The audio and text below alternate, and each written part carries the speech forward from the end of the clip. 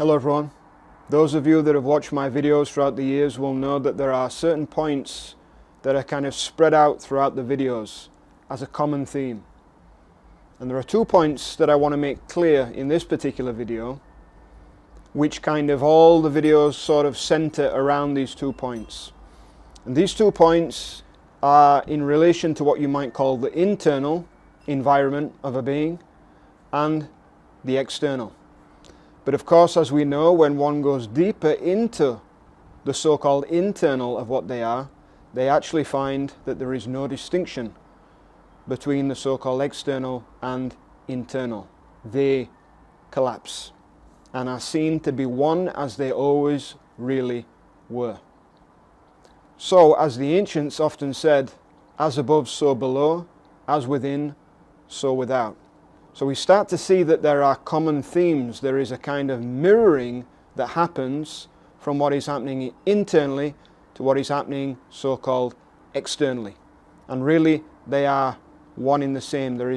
You can't find the distinction between the internal and the external.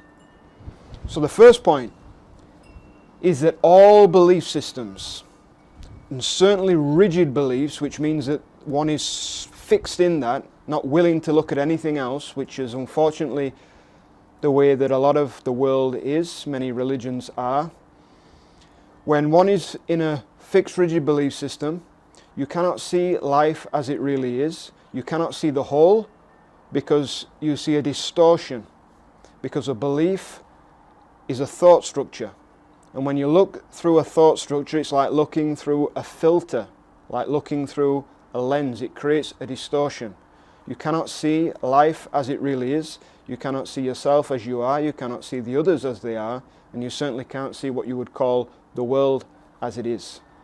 And so in that sense, what we call the world is really just the mind. It's just belief. Everybody says the world is like this, the world is like that. What they are really saying is, this is what I believe about the world, and because I believe this about the world, this is what I experience the world to be. But whose belief is right? If someone is believing it to be this way and someone's believing it to be this way, and they're experiencing it one way and the others are experiencing it the other way, which one is actual reality? And the truth is that neither is actual reality. They are both subjective filterings of what actually is. And so the only way to see reality as it is means you have to get out of belief. What is belief? Belief is when you take what a thought says to be true. A belief is when you take what a thought says to be true. Where did thought come from? The thought that we have, which are collective meanings, collective agreements, are man-made. It is artificial. It is language. When you look in the mind, the thoughts are something that you have picked up in language from the outside. And then you repeat that. So when you look through that lens, you're looking through an artificial lens, and so you can't see the way that things naturally are. The only way to see the way things naturally are, you must step out of those beliefs.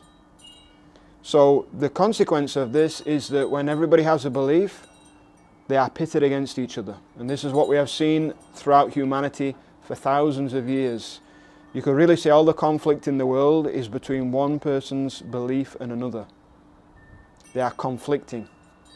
And a rigidity in that belief means that then not only can you not see life as it is, but you don't accept someone else's belief or the way that they see it through that particular belief system.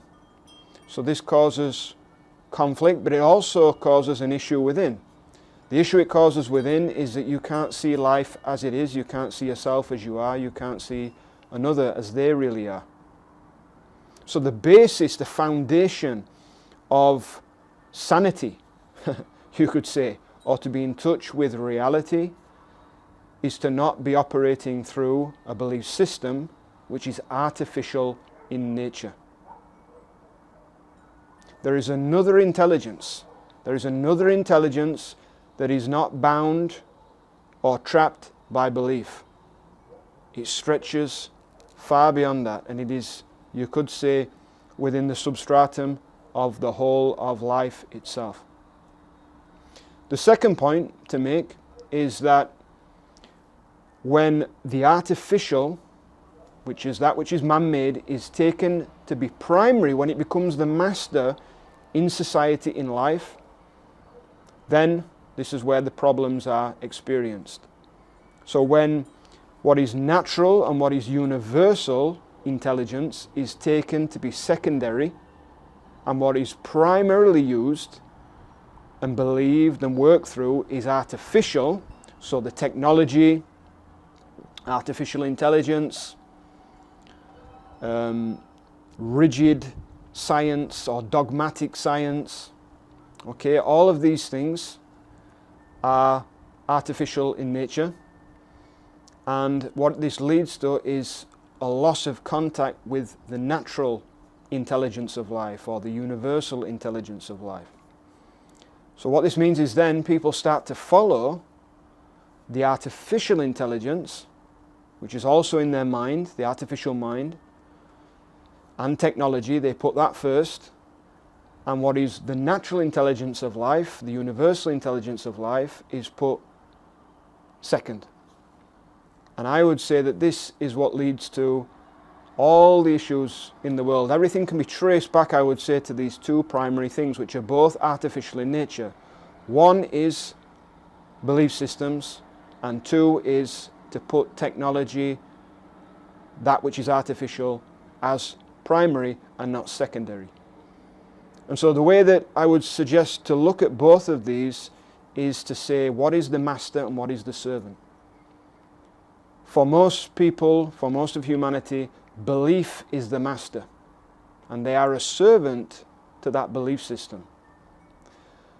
For the world, technology and that which is artificial has become the master, and the natural universe has become secondary. The universal intelligence has become secondary. So how does this play out? Well, of course, we see it in weapons, technology, manufactured arms. And so you might say, yeah, but what about positive technology and positive innovations? Well, anything that you rely on primarily, if that becomes the primary thing you rely on, what starts to happen is that the natural intelligence, the universal intelligence of life within you starts to atrophy.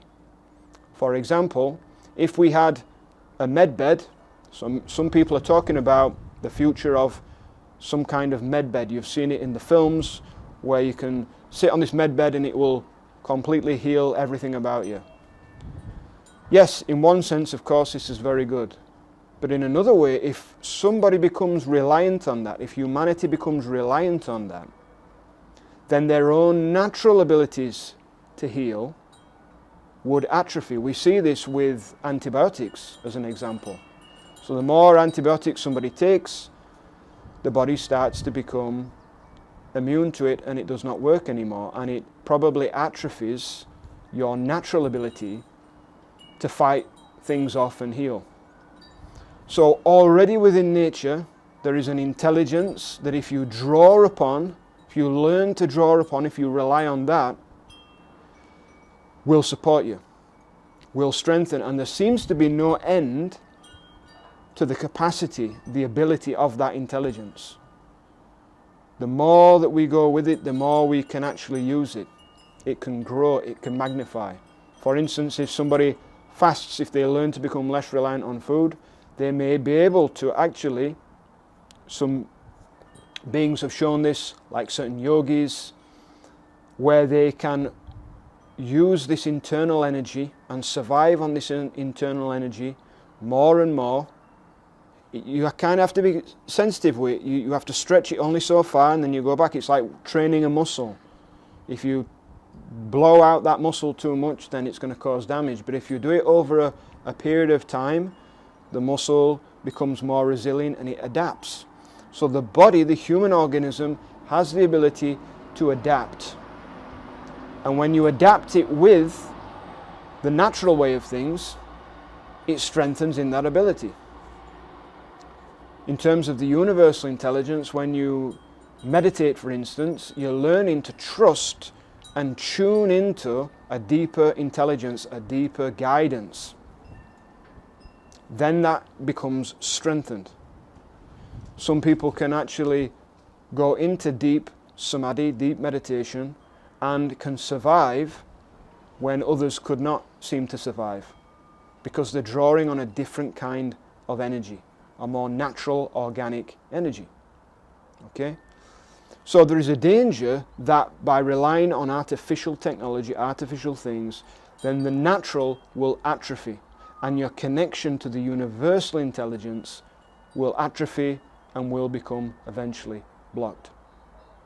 So these are the two main points that I would suggest are the key fundamental issues, you could say, with humanity, with life as it is at the moment.